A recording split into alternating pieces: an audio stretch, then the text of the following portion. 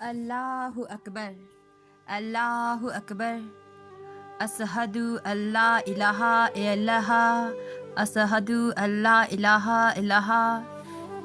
नजिकैको मस्जिदबाट निस्कने प्रार्थनाको रागसँगै राजापुरको बिहान बिउजन्छ। अजानका हरफहरूसँगै बिउजेका मुसलमानहरू मस्जिदतर्फ लाग्छन्। अजानका हरफहरूसँगै बिउजे पनि हिन्दूहरू चाहिँ राम मन्दिरतर्फ लाग्छ। घण्टौँको बस यात्रापछि हिजो राति राजापुर आइपुग्दा आँखामा निन्द र ज्यानमा थकान बाहेक अरू केही महसुस नै गरेनन्।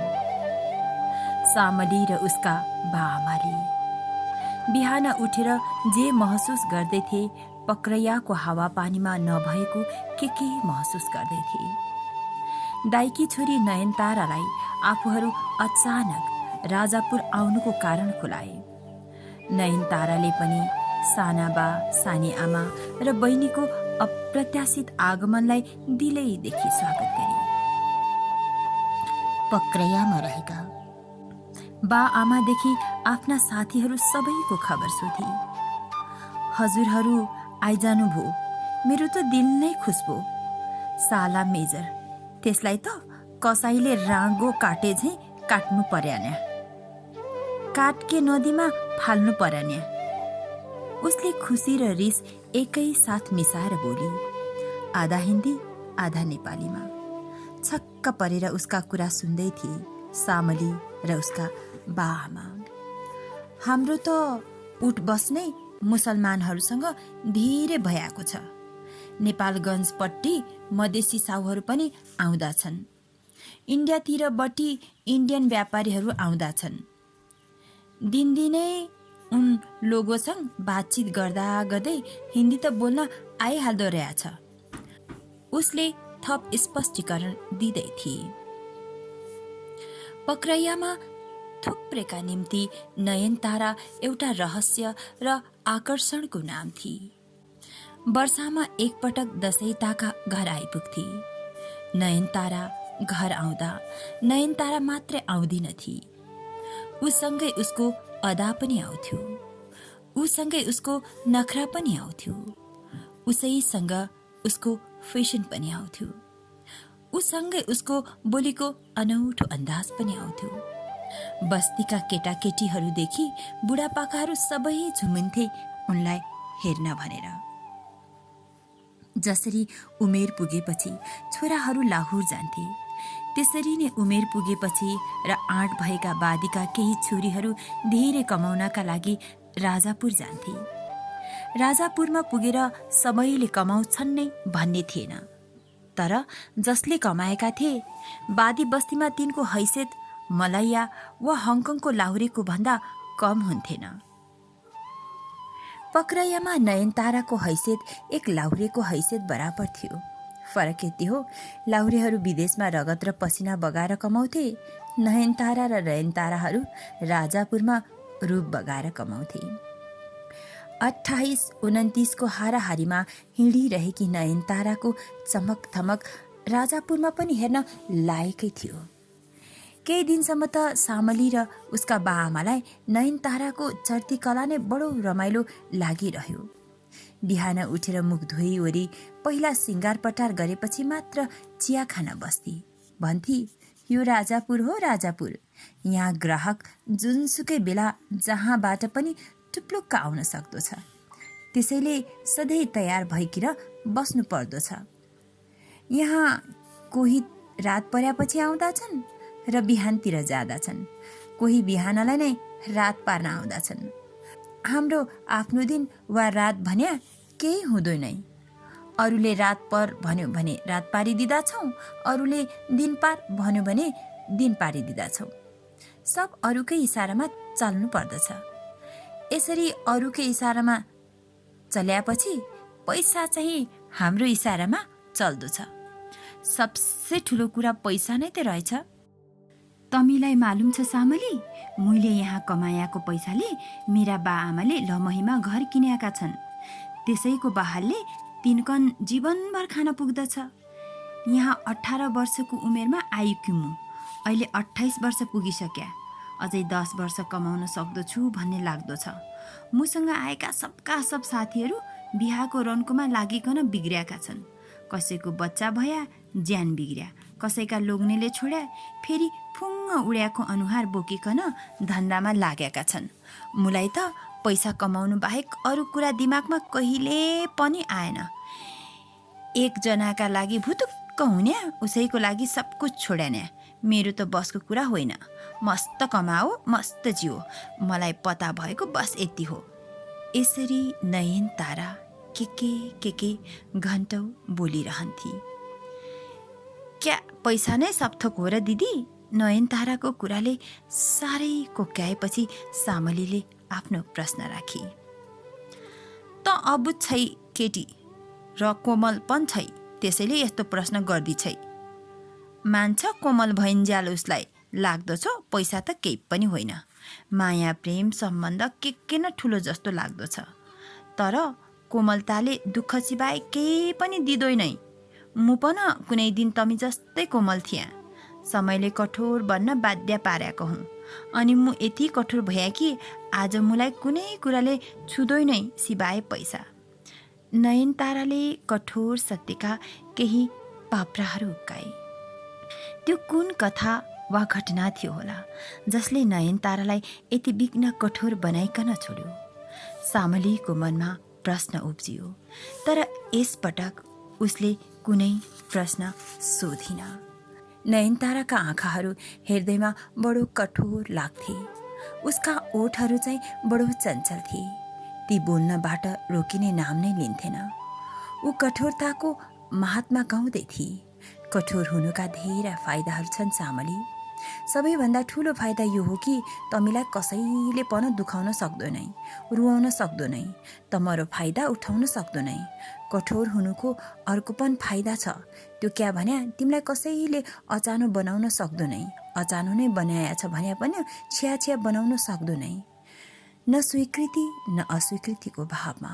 सामली नयनताराका कुराहरू सुन्थे। सुनेर नथाक्ने सामली र बोलेर नथाक्ने नयनताराका बीचको गणित अनौठो, निकै अनौठो थियो। राजापुर साँच्चै नै हेर्न लायक थियो। हरेक 3 घर छोडेर एउटा घरमा मिठाई पसल थियो। किराना पसलहरू त झन् कति रङ रङका कुर्ता र साडीहरू झुन्डाइएका हुन्थे। प्रत्येक जसो लुगा पसलमा नेपाली कम हिन्दी र उर्दूमा ज्यादा कुराकानी गरिरहेका हुन्थे पसले र ग्राहकहरू। दाङको 12 कुनेको मेलामा जति घुइँचो हुन्थ्यो त्यति घुइँचो त यहाँ मेला नलाग्दा नै देखिन्थ्यो। राजापुर बजार माथिल्लो भेगमा थियो भने राजापुरको बादी जस्तो त्यसको 15-20 मिनटकै दूरीमा। राजापुर बजारमा एक प्रकारको रौनक थियो। राजापुरको बादी बस्तीमा अर्कै खालको रौनक थियो। बिहान एकछिन मात्र सुस्ताए चाहिँ हुन्थ्यो बस्ती। दिउँसो अलि बढी, साँझ झनै बढी जाग्थ्यो। रातमा रातलाई नै जगाउने गरी जाग्थ्यो बादी बस्ती। केही दर्जन लोग्ने मान्छेहरूलाई जगाउनुको त के कुरा भो र। राजापुर आएको महिना दिनपछि एक साँझ बगैँचामा आँप टिप्न गएका देब्रे कान्छा फर्केनन्। किन फर्केनन्? राति निकै अबेरसम्म नफर्किएपछि देब्रे कान्छालाई खोज्न हिँडेकी सामली र उसकी आमा आँपको बगैँचा निर लडेको अवस्थामा थिए। देब्रे कान्छा छामेर हेर्दा सास गइसकेको थियो। खुट्टामा भएको निलो डामलाई हेरेर जो कोहीले भन्न सक्थ्यो उनको मृत्यु विषालु साँपले टोकेर भएको हो। एउटा सन्तासबाट मुन्टो लुकाउन राजापुर आइपुगेका उनीहरूलाई के थाहा, राजापुरमा अर्को सन्तासले मुन्टो उठाएर उनीहरूलाई कुरिरहेको छ भन्ने। मृत्यु देब्रे कान्छाको भयो र लास भई उसकी स्वास्नी, त्यो पनि जिउँदो लास। ऊ न केही बोल्थी न केही गर्थे, बस चुपचाप टोलाइरहन्थे। छोरी जोगाउन आउँदा राजापुरले लोग्नेलाई निल्छ भन्ने अन्दाज थिएन उसलाई। छोरीको पिर्लोबाट सुरु भएको एउटा यात्रा लोग्नेको मृत्युमा गएर टुङ्गिएको थियो। त्यस्तो टुङ्ग्याइका निम्ति सायदै तयार थिए चन्द्रिका। काजक्रिया सकेको भोलिपल्टैबाट चन्द्रिकाले राजापुर छोड्ने इच्छा व्यक्त गरे। उसलाई रोक्ने आँट न सामलीमा थियो न नयनतारामा। मेजरको सन्तास नहुँदो हो त सामली पनि आमासँगै फर्किन्थे। तर मेजरको शिकार हुनुपर्छ भन्ने भयले सामलीले आमासँगै जान्छु भन्न सकिन। आमा राजापुरबाट फर्केपछि सामली झन एक्लै हुन पुगी। दिदी बस्ने घरमा ग्राहकहरूको ओहोर-दोहोर देखिरहन्थ्यो। जब ग्राहकहरू आउँथे भित्रपट्टिको अँध्यारो कोठामा बस्ने आदेश दिएकी थिए दिदीले। ऊ यन्त्रवत दिदीका कुराहरू सुन्थे, यन्त्रवत दिदीका कुराहरू मान्थे।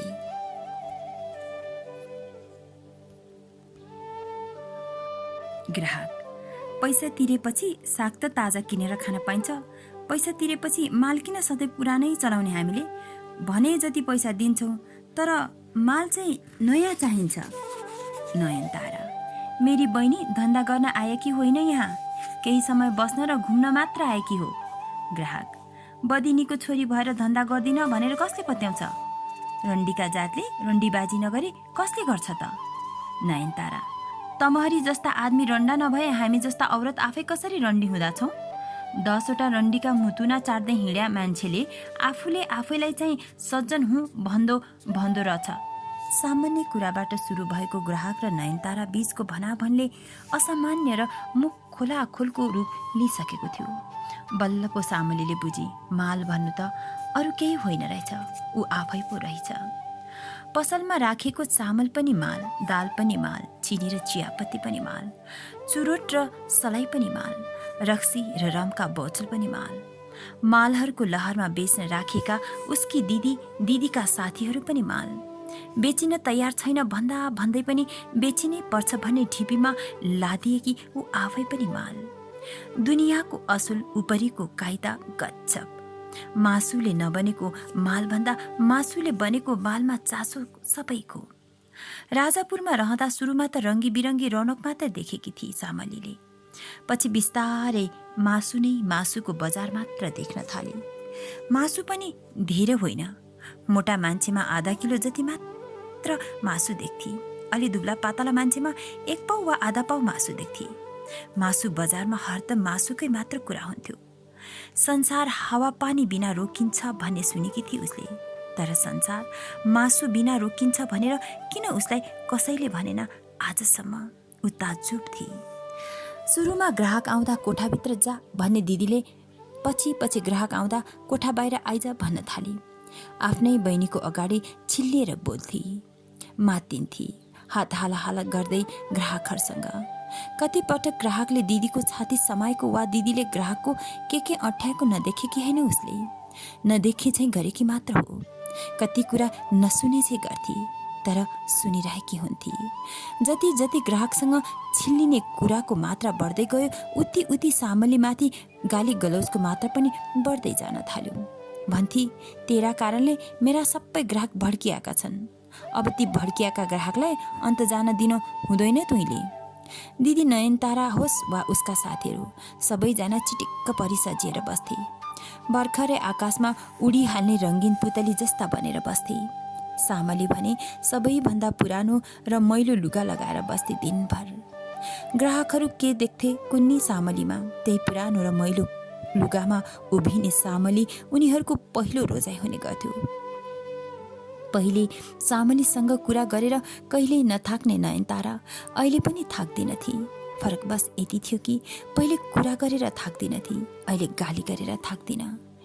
यसको कारणले मेरा ग्राहकहरू भड्किए भन्दै नयनताराले गाली गरिरही थुप्रै दिन। बिहानै गाली, दिउँसै गाली, साँझ गाली, राति गाली। भात खाँदै गर्दा भातका चिताहरूभन्दा बढी गाली, चिया खाँदा चियामा हालिने चिनीका दानाहरूभन्दा बढी गाली। गाली गाली र बस गाली। तित्राको मुखै बैरी भने जस्तो आफ्नै रूपै बैरी लाग्न थाल्यो सामलीलाई। एक दिन ऐना हेर्दा हेर्दै झोक चल्यो उसलाई। ऐनामा पुरै अंगार दलिदिए। अंगार दलिएको ऐना हेर्दा आफ्नो अनुहार पनि अंगार जस्तै देख्यो। अंगार दलिएको ऐनाको विरूपता देखेर आफै मक्ख परी। मक्ख पर्ने सिलसिला अझै रोकिएन। फरक यति हो कि अब भने ऐनामा होइन, आफ्नै अनुहारमा अंगार दलेर बस्न थाली। यसो गरेर ऐना हेर्दा उसलाई परम सन्तुष्टि मिल्थ्यो। यही अनुहार हेरेर दिदीका ग्राहकहरू भड्केका हुन्। दिदीका ग्राहकहरू भड्केकाले दिदी भड्केकी हो, यही सोच्थे ऊ। अनि अनुहारमा कहिले ध्वाँसो दलेर बस्थे, कहिले अङ्गार। अचम्मको कुरा त के भने उसका यस्ता उटपटाङ हरकतहरूले समेत ग्राहकहरूको रोजाइ फेरिएन। उसमा के देख्थे कुनै ग्राहकहरू? क्रिम पाउडर दलेर चिटिक्क परेर बस्ने अनुहारहरू छोडेर ग्राहकहरू ध्वाँसो अङ्गार दलिएको सामलीको त्यही अनुहार रोज्थे। दिदीलाई खुसी बनाउन अनुहार जति नै बिरु पारेर बसे पनि दिदीको रिस घट्नुको साटो झन्झन बढ्थ्यो। दिदीको रिस सेलाउनुको साटो झन्झन उम्लन्थ्यो। सुरुमा त ऊ दिदीको रिससँगै डराउँथे पनि बिस्तारै ऊ दिदीको उम्लिएको रिसमा समेत मजा मान्ने भएकी थिए। मजा त उसलाई झुक्याउनमा पनि हुन्थ्यो। गालिसकेपछि दिदीको धम्कीको ओहिरो लाग्थ्यो। अब यसै ग्राहक भड्किए उसै भड्किए भन्दै जसरी पनि ग्राहकको खल्तीमा पैसा झार्ने ध्याउनमा थिए नयनतारा। यसर्थ आजकल नयनताराको धम्की सामली अरू तुइले धन्दा सुरु गर्नु पर्दछ भन्नेमा अड्केको थियो। दिदीको धम्की बढ्दै गएपछि दिनभरि हुन्छ, आज बेलुकाबाट धन्दा सुरु गर्छु भन्थे। यसो गर्दा उसलाई दुईटा कुरामा फाइदा हुन्थ्यो। एक त दिनभरि कति पनि गाली गर्दिनथे दिदीले। दिदी बोलीमा चिनी मिसाएर बोल्थे। दिदीको चिनी मिसिएको बोली सुन्दा बडो आनन्द लाग्थ्यो उसलाई। यस्तो मिठो बोली सुन्न ऊ एक होइन हजार छुट बोल्न तयार थिए। साँझ हुने बित्तिकै कहिले पेट दुख्यो, कहिले टाउको दुख्यो भनेर सुतिदिन्थे। केही दिन त सामलीको यो सूत्रले कामै गर्यो। पछि यो सूत्रले पनि काम गर्न छोड्यो। तुइले मलाई झुकाउने भन्दै लछार पछारको तहमै ओर्लिन सुरु गरी नयनतारा पनि। कठोर छु भन्ने नयनताराको कठोरपन सामलीमा बज्रनु अगाडि नै अब सामलीले सोच्नै पर्ने परिस्थिति खडा भइसकेको थियो। कि राजापुरमै जबरजस्ती धन्दा गरेर बस्ने, कि राजापुरबाट भागेर पक्रैया जाने। अर्को विकल्प थिएन सामलीसँग। राजापुरबाट पक्रैया जानुको अर्थ एउटा भुङ्रोबाट उम्केर अर्को भुङ्रोमा जानु हो भन्ने पनि राम्रै थाहा थियो उसलाई। भुङ्रो नै हो भने किन नजिकै भुङ्रोलाई नअप्नाउने? यही सोचेर उसले मुटु दह्रो बनाए एक रात।